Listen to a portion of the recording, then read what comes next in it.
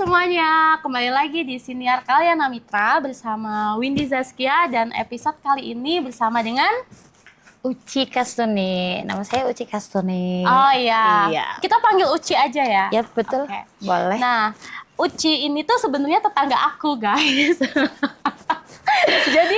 Jadi kita tuh tetanggaan ya. Dari tahun 2024 itu kita udah tetanggaan adalah di gang-gang, salah satu gang di Kelurahan Cawang. Dan Uci ini tuh di Kelurahan Cawang itu terkenal sebagai yang pertama ibu rumah tangga, pelaku UMKM, Ya betul. dan juga sama kader Dasawisma. Ya. Nah, jadi kalau misalnya tiap hari nih ya, aku ngeliat dia tuh kayak dari pagi sampai ketemu pagi tuh kedubuk. Nah, hari ini kita akan coba untuk mengenal lebih dekat sebenarnya siapa sih Uci Kustini ini. Kustini. Kastuni. Kastuni. Siapa sih Uci Kastuni ini dan apa aja yang dia lakukan terkait kerja-kerja perawatan yang dia lakukan di dalam rumah dan juga di lingkungan sosialnya. Nah, Uci, mungkin aku bisa dijelasin dulu kali ya. Uci ini tuh sebenarnya aslinya mana, udah berapa lama tinggal di Cawang, dan apa aja sih yang biasanya lu lakuin tiap hari? Aslinya itu saya ngelahir di Jakarta, tapi orang tua itu Jawa. Orang tua Jawa tapi udah lama di Jakarta gitu. Tapi dua-duanya sekarang sudah almarhum dan almarhumah gitu. Saya asli lahir di Pondok Bambu. Dan baru hijrah ke Cawang itu di tahun 2020. Jadi 6 tahun ya. Baru 6 tahun di Cawang.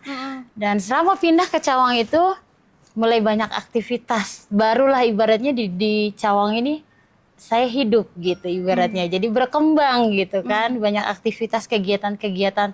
Tambah lagi aktif sebagai kader Dasawisma di Kelurahan Cawang gitu. Khususnya di RW 10 gitu. RT 7 RW 10. Kenapa waktu itu kamu mau pindah ke Cawang dari Pondok Bambu? Kebenaran karena apa ya, orang tua dua-duanya udah meninggal, jadi di rumah itu tinggal aku doang sendiri gitu. Terus adekku tinggalnya di Cawang gitu sebenarnya. Terus dia bilang, Mbak, daripada gue bolak-balik ke sini, mending lu aja yang ke Cawang gitu, biar kita bareng-bareng gitu. Jadi adekku itu cewek gitu, jadi biar sama-sama biar deketan lah gitu, saudara biar deketan. Ya udah akhirnya aku hijrah ke Cawang di tahun 2020 gitu, biar deketan sama dia. Dan mikir ngapain ya di Cawang, kita buka lembaran baru nih ibaratnya gitu kan, hijrah gitu kan. Pertama kali nih mau coba keluar dari tanah tempat kelahiran gitu kan. Udah mau cari ini kita ngapain ya gitu. Cari kesibukan dengan pertama tuh dari berdagang gitu. Dagang lagi nih. Sebelumnya memang udah dagang di tahun 2015. Jadi udah usaha dagang itu dari tahun 2015 pertama kali. Dagang apa tuh? Sama ya kayak gini, cuman dagangnya itu di depan sekolahan dulu gitu. Jadi kayak di depan sekolahan SMP gitu, banyak sekolahan, aku dagang di depannya gitu. Itu dapat modalnya dari uang pesangon dulu aku kerja gitu. Itu pertama kali aku mulai usaha di tahun 2015. Pesangon dari kamu dulu kerja. Emang sebelumnya kerja apa? Ya betul, aku dulu kerja di percetakan. Oh, di percetakan. Ya, Berapa betul. lama tuh kerja di percetakan? Di percetakan itu 5 tahun. Pertama tuh 5 tahun. Aku dapat 2 kali PHK di situ. Dan 2 kali juga dipanggil di situ, masih dipercaya di situ. Makanya sampai sekarang maksudnya masih sering aktif kan gitu. Aku sering ke kantor itu gitu, masih sering main, masih sering ayo ke sini yuk kumpul-kumpul gitu. Masih sama bos masih silaturahminya baik gitu. 2 kali di PHK tuh karena pengurangan karyawan. Oh, efisiensi gitu ya. Efisiensi, pengurangan betul. karyawan. Oke. Terus habis itu dipanggil lagi. Dipanggil lagi gitu. Jadi 5 tahun dapat pesangon buat modal dagang gitu. Ternyata terus kerja lagi di tempat lain jadi sales motor gitu selama juga 3 atau 4 tahun gitu. Terus baru balik lagi ke kantor yang lama di percetakan itu 2 tahun.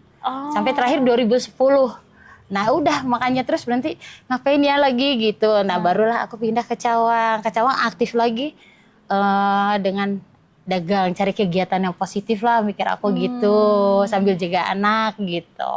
Oh itu lu udah nikah ya? Udah. Nikah memutuskan untuk menikah itu tahun 2012. 2012. Oh, berarti kerja di apa waktu jadi sales dan percetakan tuh udah nikah ya? Oh, Belum nikah, dari sebelum nikah. Di percetakan itu dari 2010.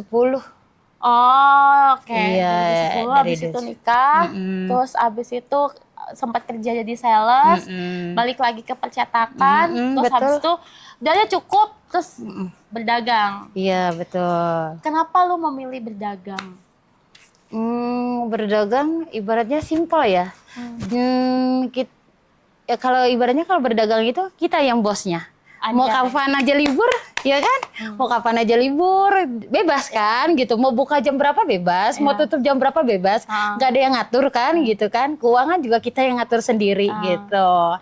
Itu mikirnya kayak gitu. Udah gitu simpel sama waktu sama anak gitu. Bisa ngatur anak, ngatur sekolah segala macem gitu sih. Kalau waktu di percetakan emang ini jam kerja dan jam lu buat ngasuh anak itu ini ya apa sempit ya? Iya betul, pastilah sempit. Belum lagi kadang pulang kerja kita masih ada lembur gitu kerja sampai malam di percetakan gitu. Kalau dulu kan percetakannya dia kerja sama Telkomsel gitu kan, bikin kartu-kartu perdana Telkomsel, Eksis segala macam. Itu tuh sampai malam gitu lembur, kadang jam 9, jam 10 malam gitu. Kadang dulu masih punya bayi gitu dia tinggal gitu. Kalau waktu itu punya bayi itu siapa yang ngasuh bayi pas lu lagi kerja? Sama almarhum ibu sih dulu gitu. Kadang titipin gitu. Waktu itu suami kerja juga? Kerja, tapi sempat juga lama nggak kerja ya.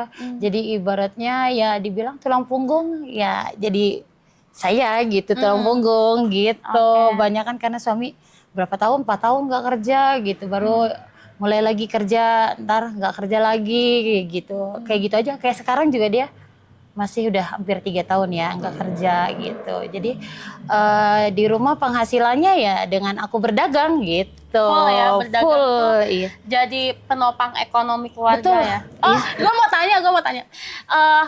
Jadi menurut lo nih, nggak apa-apa ya lu gue. Kalau dari kerja di percetakan, terus jadi sales dan sekarang berdagang, kerjaan mana yang menurut lu itu lebih lu nikmatin lah? Yang lebih gue nikmatin ya kerja ya, karena gue lebih nyaman dengan kerjaan gue yang dulu gitu. Malahan walaupun waktunya singkat, karena tapi teman-temannya gitu ibaratnya ngerangkul gue banget gitu loh. Care semua sama gue, sampai ibaratnya misalnya gue nggak punya susu, anak gue pempes segala macam, mereka yang kadang nih gue beliin gitu, anak lu apa segala macem gitu. Dari dulu gue lahiran juga mereka yang pada patungan, gue kasih duit ya, ini kasih duit lain gitu. Atau nanti gue beliin lo yang nggak ada apaan nih, gue beliin lo kasur ya gitu, yang satu gue beliin ini ya gitu.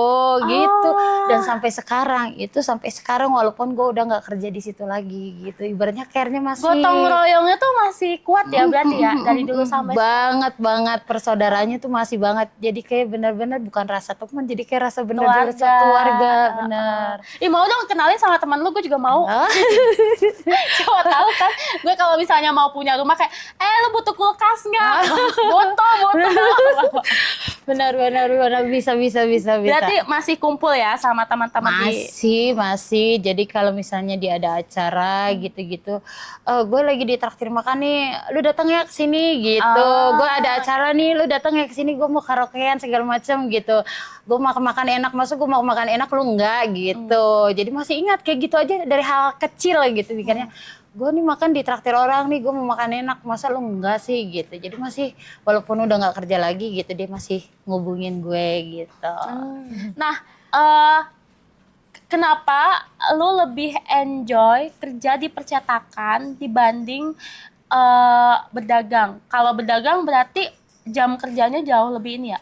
Sebenarnya sih emang enakan begitu dagang ya sebenarnya. Oke. Tapi kayak lebih penghasilan gitu kan. udah jelas kalau kerja gitu kan, ibaratnya oh gue udah tahu nih gue dapat duit tanggal segini gitu buat bayar ini bayar itu gitu. Terus tapi enaknya ya gue ya itu karena lingkungannya gitu, kebersamaannya gitu. Jadi gue ngerasa nyaman walaupun misalnya sampai begadang sampai malam atau segala macam makan-makan gitu ditraktir gitu. Bos mau makan di mana gitu juga gue diajak gitu ke restoran mana gitu. Jadi ngerasa ya nyaman aja jadi kayak keluarga sendiri gitu, kayak keluarga kedua, rumah kedua gitu. Makanya gue lebih nyaman kerja seperti dulu gitu. Nah kalau gitu soal bergadang, gue mau ngomong begadang malah harusnya berdagang. Kalau berdagang apa sih sebenarnya, kan sekarang lu berdagang nih, suka dukanya lu berdagang. Kalau tadi kan jelas ya, ya kalau di percetakan gue udah tahu tanggal pasti gue dapet duit berapa. Berdagang berarti kan belum tentu. Nah tapi selain itu ada nggak yang lu ngerasa kayak agak susah juga ya saya berdagang gitu di in this economy gitu. Iya betul.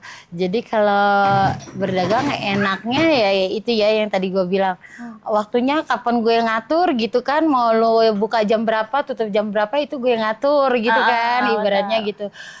Tapi yang gak enaknya kayak sekarang gue dagangnya jadi double kan, maksudnya double tuh pagi gue dagang sarapan pagi gitu kan, sarapan pagi. Nah, jadi pagi-pagi jam 6 harus gue udah matang semua, udah siap semua, udah siap mau gue bawa gitu. Kalau lewat dari jam 6 ya udah berarti gue telat. Berarti ntar resikonya adalah dagangan gue sisa gitu. Oke, berarti lu misalnya nih, lu dagang dari pagi nih, kan biasanya kan kalau pagi dagang di depan sekolah tuh kan laris banget ya, karena orang pada butuh beli bekal gitu. Berarti lu bangun jam berapa tuh kalau ketika lu mau dagang? Jangan tanya bangunnya, tapi tanya lu tidur apa enggaknya gitu. Oke, salah. Iya, gue salah itu. ya. Lu tidur apa gitu. enggak gitu? Baru itu pertanyaan yang betul, itu pertanyaan betul. Jadi gue dagang tuh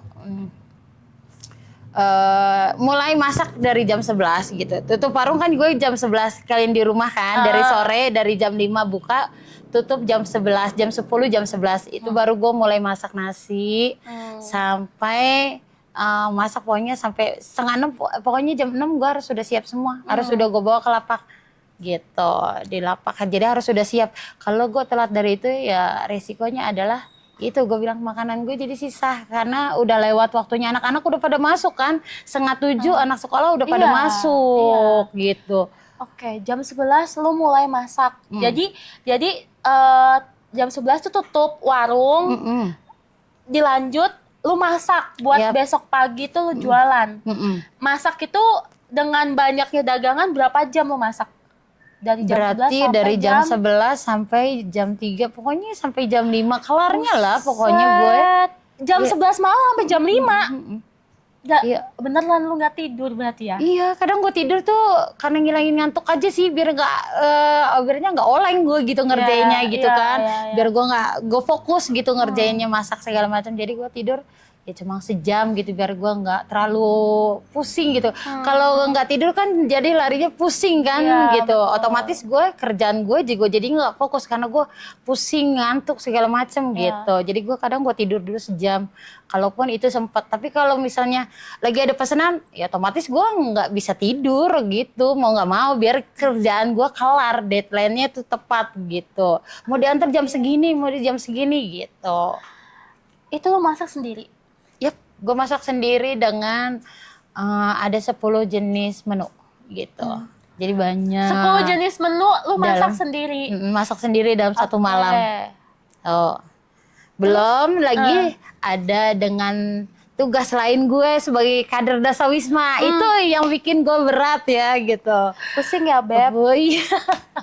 Gue dengernya udah pusing, apalagi ngelakuinnya ya. Bentar, satu-satu dulu. Lu masak sendiri. Nah, anak lu pas lu masak pernah rewel nggak?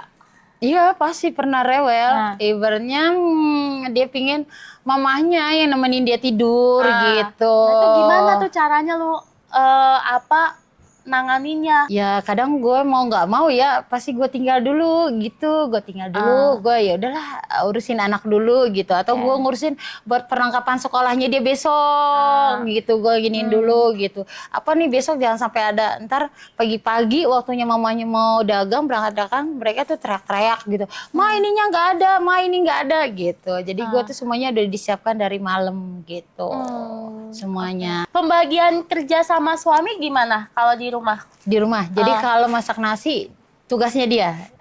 Gitu. Jadi masak-masak bikin bumbu itu gue gitu kan. Nah, sama misalnya packing-packing gitu, bagian finishing itu suami gitu.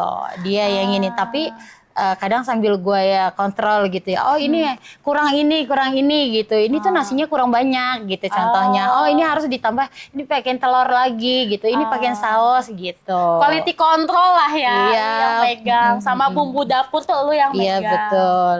Iya. Seenggaknya ada lah ya pembagian kerja sama suami ya. Ada, pasti ada. Misalnya juga berarti yang bawa dagangan tuh dia gitu. Ntar di rumah kan gue masih produksi lagi gitu, masih masak lagi lanjut. Buat pesanan kantin di rumah sakit gitu Masih masak berarti. Masih. Belum untuk misalnya kurang mah nanti untuk anak-anak SMP istirahat nasinya belum ada tinggal dikit gitu. Berarti gue nambahin lagi masak lagi gitu. Makanya kalau misalnya ditugas dari sekolahan kayaknya gue ribet banget deh suruh pagi gitu. Minta tolong dong mama-mama ada yang bantuin tentang pilah sampah gitu kan. Sekarang lagi ininya pilah sampah nih di setiap sekolahan gitu kan. Gue nggak bisa karena itu tugasnya pagi. Sedangkan pagi gue lagi sibuk gitu. Nah, itu kan aktivitas berdagang lu ya dari jam 11 sampai jam 5 subuh, terus abis itu setengah 6 tuh lu udah mesti packing dagangan, ntar suami lu yang anter buat jualan di apa sekolahan, lanjut pesanan kantin. Itu berarti lu tidurnya selama istirahat lu selama 24 jam, berapa lama lu istirahat? Istirahat gue tidur paling 3 jam. Habis gue pulang dagang ya gitu. Jadi pulang dagang tuh jam 10 jam 11. Lanjut gue harus berarti belanja dulu. Gue prepare belanja, siapin belanjaan dulu. Yang penting gue ke pasar. Jadi nanti gue bangun tidur tuh belanjaan udah siap, udah semuanya gitu. Jadi aman. Jadi gue pulang dagang jam 10 jam 11 langsung belanja ke pasar gitu. Selesai ntar abis zuhur gitu kadang gue masak dulu buat anak-anak bisa pulang sekolah pada makan gitu, buat makan siang. Baru ntar udah makan baru gue tidur. Kalau gue lagi capek ya gue nggak masak lagi, udah beli matang aja udah beres lah gitu. Gue yang penting gue istirahat dulu cukup gitu. Gue tidur, ntar bangun-bangun abis asar 3:30 gitu. Baru beres-beres buka warung lanjut. Jam 5 tuh gue udah standby udah rapi gitu. Dagang di warung di rumah sampai jam 11. Jam 11 lanjut lagi. Nggak berhenti ya kayaknya ya.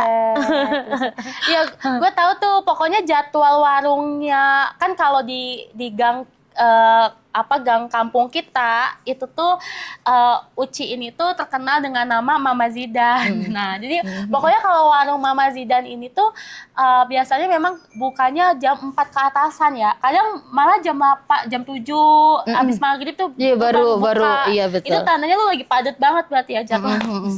Tergantung juga yang beresin warung ya, kan suami dia yang beresin gitu kan. Kalau beresin warung tuh spesialis suami. Iya betul, dia yang beresin. Kadang kalau gue yang beresin sama dia nggak boleh. Pokoknya beresin, buka warung, tutup warung tuh dia yang beresin gitu. Cucu ya. Kerja sama yang baik ya. Kerja sama yang baik ya kan. Lu ngomong ke laki-laki semua di situ. Kayak lu laki-laki kerja yang bener sama suami sama istri lu. Ya tapi bener tahu. Kalyana Mitra itu kita tuh abis penelitian Beb, jadi kita bikin penelitian soal kerja-kerja perawatan, kayak pembagian tugas gitu antara perempuan dan laki-laki, dan ternyata kebanyakan kerja-kerja kayak mengasuh anak, terus habis itu mencuci, membereskan rumah, itu semua tuh dilakuin sama perempuan. Yang laki-laki tuh jarang banget ada yang melakukan itu. Padahal kalau dibilang kerja nyari duit, perempuan juga kerja nyari duit ya. Betul. Udah kerja nyari duit, menstruasi, ngasuh anak, ditambah beres-beres rumah. Nah ini kan bebannya di perempuan banyak banget numpuk ya. Jadi semuanya di perempuan semua ya kan. Ember kayak perempuan tuh tulang rusuk dan juga tulang punggung. Nah itu dia. Perempuan itu termasuk tulang rusuk, tulang punggung. Iya. Nah kalau gue kan pingin biar sama-sama gitu. Jadi kerja sama yang baik. Alhamdulillah untungnya suami gue tuh dia ngertiin gitu, tanpa gue suruh gitu kan. Kalau kadang ada yang ngeledekin, sayang banget sih sama lo gitu ya. Ibaratnya kan gue, ibaratnya kan gue yang gerak nih gitu kan. Ayo tinggal lu bantuin gue gitu, bantuin gue dagang segala macam gitu. Karena kan dia sekarang udah nggak kerja, jadi fokusnya hanya gue dagang gitu. Jadi penghasilan gue hanya dari dagang itu doang gitu. Kalau kita nggak sama-sama bareng, terus dibebanin semua ke gue, rumah tangga jadi gimana coba, ya kan? Pasti gitu. Itu sih. Jadi juga dia tuh udah ngerti, misalnya tanpa misalnya juga gue suruh juga, yang beres-beres buka warung, tutup warung dia gitu. Pokoknya yang beres-beres tuh dia, nggak boleh gue gitu. Terus kadang nyuci piring juga dia gitu tugasnya. Karena kan dia tahu tugas gue tuh banyak gitu ya. Jadi dia tuh ngeringanin gue gitu. Cocok ya si Om ini. Aku kalau manggil aku ya. Aku kalau manggil suaminya Ucin itu Om. Tapi kalau sama dia sebelah satu. itu biasanya kalau aktivitas kita di Cawang tuh kayak gitu. Nah, selain berdagang, apalagi yang biasanya lu lakuin di rumah? Aktivitas lu ya selain berdagang? Desain berdagang ya itu, gue jadi kader Dasawisma kayak kemarin yang gue bilang kan, gue bikin story gitu, lagi dagang buru-buru ada live streaming jam segini gitu, harus gue buru-buru pulang dagang, udah gue tinggalin dulu deh dagangan gue buru-buru nih harus live streaming gitu bareng Dawis kader Dawis yang lain gitu, harus nonton YouTube-nya gitu segala macem sih, terus harus ini harus hari ini jam segini harus selesai gitu, ada tugas gitu, diminta misalnya data lansia ditunggu secepatnya gitu, aduh lagi dagang nih gue nih gitu kan, kadang gitu diminta data ibu hamil gitu, ada aja pokoknya gitu yang diminta. Emang tugas kader Dasawisma itu mendata dan didata gitu. Mendata dan didata. Lu jadi berarti kayak sensus penduduk ya, Beb, kerjaannya ya? Iya mungkin ya, hampir sama ya, betul. Terus kerjaan orang-orang yang di sensus penduduk apa kalau dilakuin semua sama kader Dasawisma? Kita lanjut. Kader Dasawisma itu berarti lu udah berapa lama jadi kader Dasawisma? 2 tahun ya, baru 2 tahunan ini gue jadi kader Dasawisma dari tahun 2024 ya berarti ya. 2024. 2024. 2024. Iya benar. 2024 berarti 2 tahun lah ya lu iya, jadi kader. Baru. Oke. Apa kerjaan kader Dasawisma yang lu ngerasa kayak buset susah amat sih jadi kader? Apa tuh? Yang susah berat ya, kayak lagi disuruh ngedata semuanya ya. Kayak misalnya data-data tentang satu rumah itu gitu kan, ada berapa kakak gitu, terus masing-masing tuh harus gue tahu, ada contoh ada lansianya berapa, ada balitanya di situ gitu. Jadi kadang tuh yang bikin pusing yang kayak gitu, isi data-data nih satu rumah ini yang perempuan ada berapa, terus yang wanita subur gitu juga pun gue catet gitu, namanya harusnya wanita. Lu nyatet gue. Oke. Perasaan gue gak pernah dicatat, padahal gue tiap hari subur ya. Oke. Di wanita subur juga lu catet, Beb. Iya. Oke. Jadi semuanya itu gue catat, dari misalnya dia juga kesehatannya semuanya, ataupun dia yang gue bilang apa ya, lu pakai apa namanya ininya, KB-nya apa KB-nya gitu. apa. Itu juga semuanya kita yang ngedata, diminta kadang dari puskesmas, dari kelurahan gitu. Stunting juga lu data berarti ya? Betul, stunting, anak-anak stunting. Adakah anak-anak stunting gitu? Adakah misalnya anak-anak yang putus sekolah gitu? Semuanya nanyanya dari kelurahan, dari ini tuh puskesmas. nanyanya ke kader Dasawisma gitu. Oh, wah itu lu tuh ya kalau misalnya tahu semua kondisi yang ada di kampung lu, terus lu calon jadi lurah, kayaknya terima sih. Lu tahu tuh warga lu tuh siapa yang hari ini tuh masih stunting, siapa warga di sini yang anemia, ibu hamilnya ada berapa. Itu kan harusnya tugasnya pemerintah ya untuk mengetahui persoalan dan kebutuhan warganya, tapi kemudian semua dibebankan oleh kader. Oke. Iya. Kader berarti banyak banget ya kerjaannya. Nah, itu biasanya lu bukan ngeluangin, itu namanya kerja ya. Memberikan jatah waktu lu untuk melakukan kerja-kerja kader itu berapa lama dalam sehari itu? Yang nggak tentu ya, nggak tentu tugasnya. Lagi hari ini tuh tugasnya apa? Kadang nggak ada tugasnya sama sekali ya, berarti aman gue gitu. Nggak ada kerjaan, nggak puyeng gitu kan. Kalau lagi ada gitu. Kalau lagi banyak, ya lu tahu kadang gue sampai begadang ngerjainnya gitu kan, ngerjain deadline tuh harus semuanya harus besok sudah selesai. Kadang kan harus gue tanyain dulu, balik lagi gue tanyain dulu ke warganya, gimana dia adakah safety tank, contoh kayak gitu. Lu punya nggak pekarangan yang digunakan dengan baik gitu, kayak gitu, kesehatan lingkungan ya. Apa sampahnya dipilah sampah kah gitu, dipilah-pilah kah gitu, kayak gitu semuanya tuh detail satu-satu gitu. Gue nggak pernah milah sampah. Kan sekarang lagi digencarin pilah sampah. Di sekolah-sekolahan utama juga sama benar. gencarin pilah sampah gitu. Jadi harus gue tanya satu-satu yang terutama yang para UMKM kayak gitu kan. Dia kan banyak sampah gitu. Dia pilah sampah atau enggak gitu, termasuk gue sendiri gitu kan gitu. Oke. Ketika lu lagi sibuk-sibuknya ngerjain kader Dasawisma nih kan, biasanya kan ada input di aplikasi gitu ya. Itu lu nggak puyeng tuh nginput data sebanyak itu ke aplikasi, terus pernah nggak lu kayak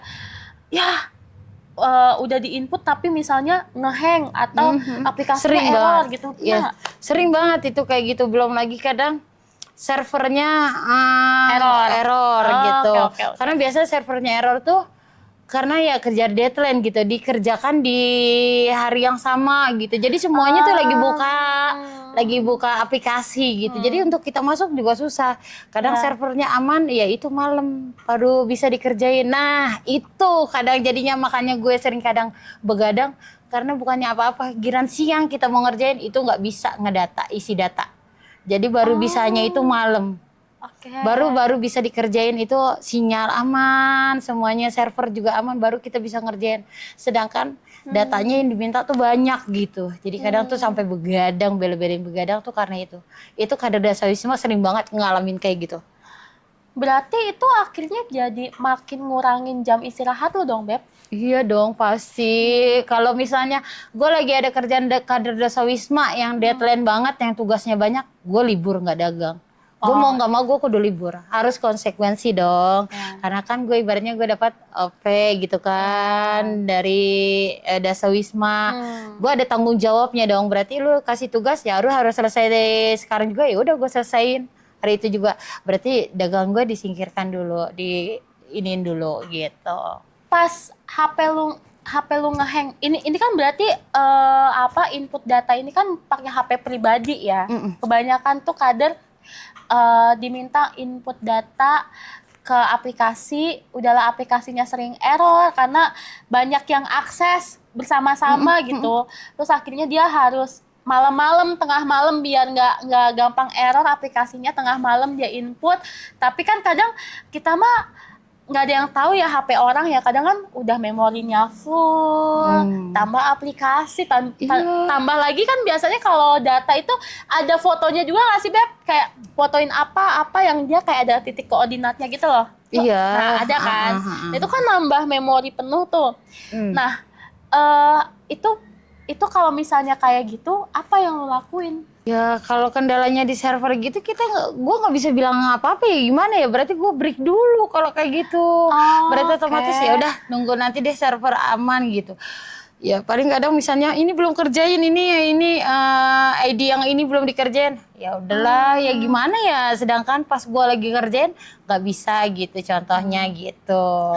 Lu pernah nggak sih kayak bilang gitu ke dinas yang menaungi apa sih yang menaungi Kader Dasawisma. Kader Dasawisma gitu kayak Bu, Pak, ini kebanyakan nih data yang diinput, HP saya nggak kemampuannya terbatas gitu. Itu pernah nggak lu kayak bilang kalau gue bisa ngerjain ini tapi gue nggak punya HP yang proper nih buat ngerjain Itu ini. nggak bisa kalau nggak kayak gitu, nggak bisa. Jadi lu jadi kader Dasawisma ya Nerima lu udah gitu. harus nerima ini HP lu ya harus yang kuat RAM-nya gitu untuk ngerjain ini. Belum lagi kadang tuh harus diupdate ya aplikasinya tuh bentar-bentar diupdate jadi berapa gitu sekarang versi berapa tambah ini versi berapa, aduh RAM-nya tuh harus gede jadi kita juga mau nggak mau. Itu lo bayar sendiri pakai duit lo? Iya dong. Gimana sih ini? Enggak dong, tapi kan itu kan juga dari ada uang OP gitu kan. Iya. Uang OP Uang itu, uang operasional itu untuk beli kuota. Itu utama buat beli kuota. Oke, beli kuota. Tapi untuk menunjang alatnya itu gimana? Ya dari kita sendiri, nggak ada, ya pasti mereka juga ininya nggak ada alasan misalnya lu nggak punya HP berarti nggak bisa kerja gitu. Kan kerjaan lu dari HP gitu. Tapi lu ngerasa butuh nggak sih kayak mestinya pemerintah juga ada anggaran nih untuk support alat buat kader biar kerjaan kader ini tuh bisa lebih maksimal gitu.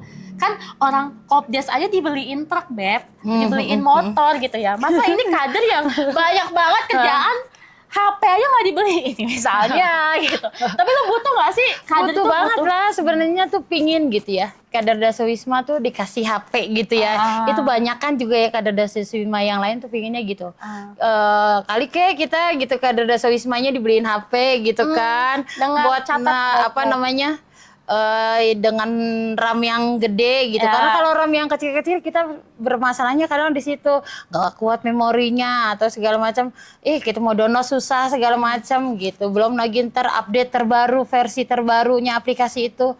Jadi aduh lemot deh susah nggak bisa gitu. Jadi nggak bisa yang gampang-gampang. Memori jadinya penuh dengan foto-foto atau kan kita sering kadang upload gitu ya foto gitu di situ foto bangunan rumah gitu foto orangnya gitu segala macam itu ada di aplikasi itu. Halo Ibu dan Bapak Dinas yang menaungi kader Dasawisma, tolong dicatat ya.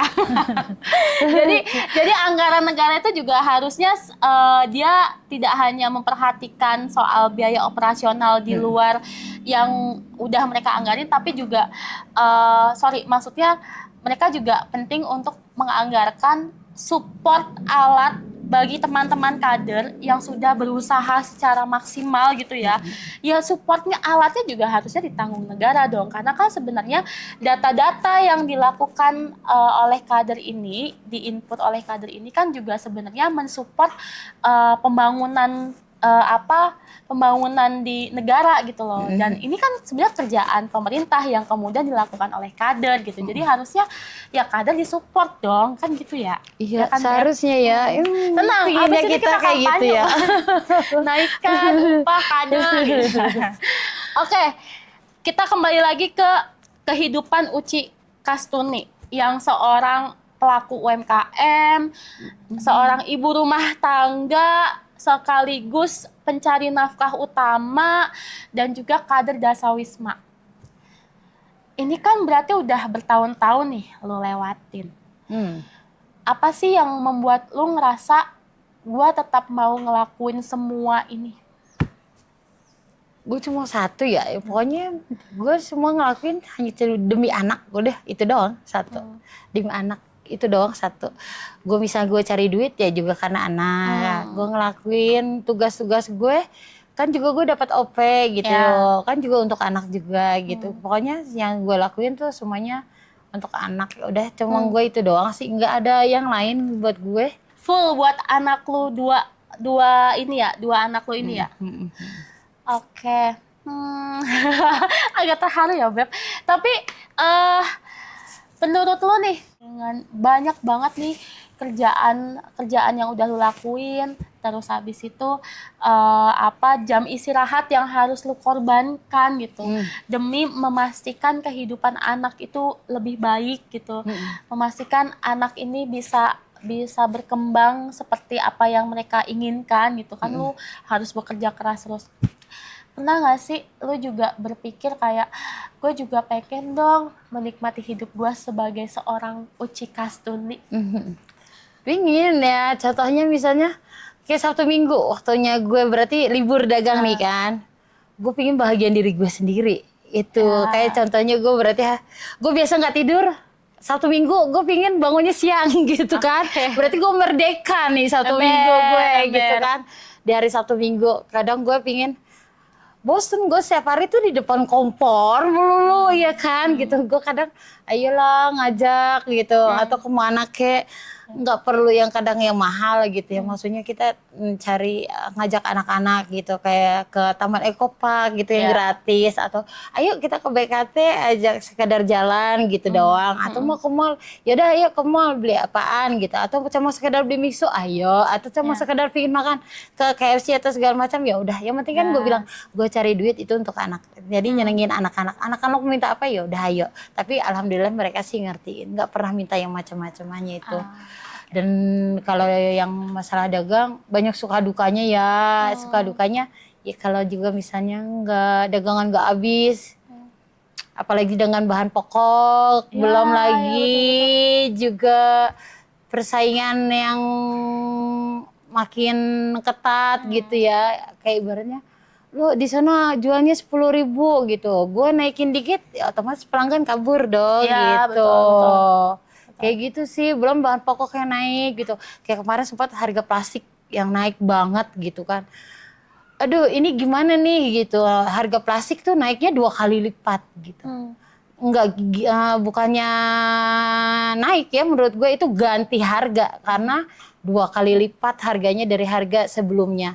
Yang misalnya tadi plastik es gitu 10.000 jadi 15-17.000, terus yang gue dagangnya pakai tinual gitu ya, nasi yang serba 10.000, gue nggak bisa jual lagi 10.000 karena harga bahan pokoknya itu semuanya naik, terutama kayak plastik kemarin tuh. Iya betul. Iya itu tuh kemarin tuh yang benar-benar banyak pedagang-pedagang juga yang berhenti kemarin di saat kayak gitu, banyak berarti ya, banyak ya? Ngaruh banget itu kemarin. Jadi ada yang berhenti atau yang break dulu atau yang emang udah berhenti sama sekali gitu karena nggak sesuai ibaratnya gitu kan, gitu mau naikin pelanggan kabur, dia nggak mau, pokoknya pelanggan taunya harganya murah gitu, dengan harga segitu kita naikin dikit juga pelanggan pasti kabur gitu. Betul.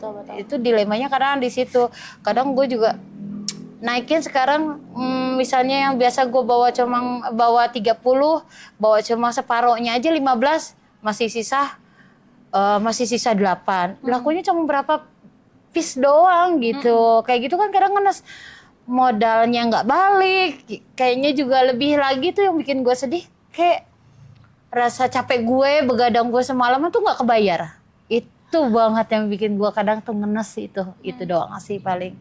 Dengan bahan pokok yang semuanya naik gitu, apalagi kan sekarang persaingannya sama MBG ya, itu guys itu ngaruh loh untuk para pedagang-pedagang, tukang sayur segala macam itu jadi mahal ya, jadi mahal.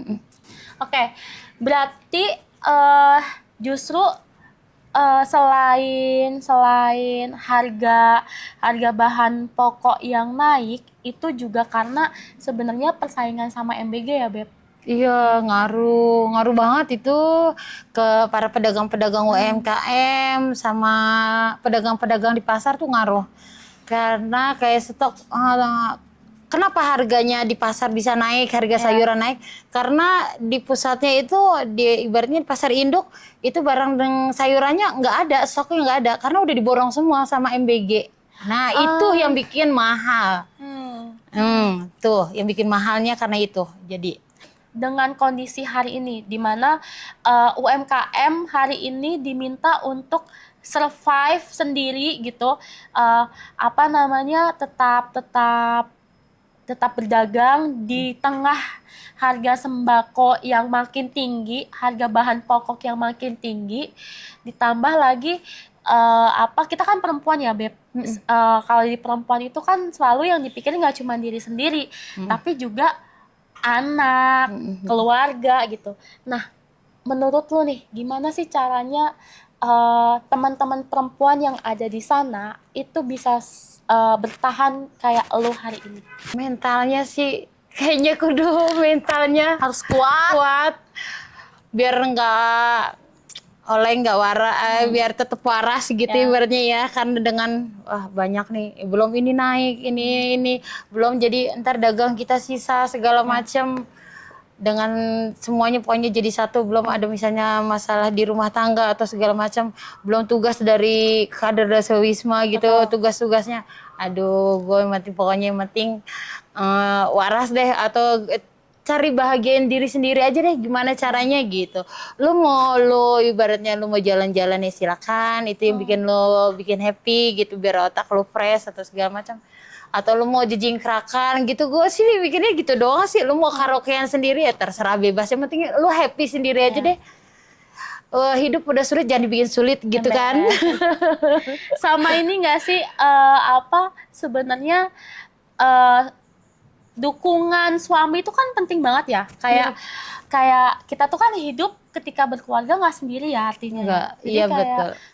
ketika suami lo ngedukung lo, terus kayak tadi yang lo ceritain, dia akhirnya bagi tugas sama lo, itu kan juga bagian dari alasan kenapa lo bisa bertahan sampai hari ini.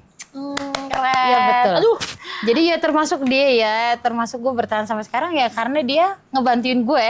Yap. Kalau dia nggak bantuin gue, ya gue nyerah udah selesai gitu. Ibaratnya gitu kan. Karena lu Udah semuanya selesai. ada di lu. Semua ada di gue, Ya. betul. Nah, betul banget. Jadi kalau dia nggak bisa bantuin, dia nggak bantuin gue, ya udah selesai, udah. Gue nggak mau ini karena semuanya ada di gue gitu ibaratnya. Jadi kalau ya, dan alhamdulillahnya yang gue bilang, dia yang ngertiin banget gitu, tanpa gue suruh gitu. Dia semuanya yang maksudnya yang gue bilang kayak buka warung, tutup warung, pokoknya buka warung beresin, misalnya gue lagi beresin, gak usah kamu udah yang urusin yang lain, pokoknya beres-beresin dia gitu. Emang dia orangnya yang bersihan banget ya, jadinya yang demen banget beres-beres segala macem. Lu tahu sendiri kan gitu ya.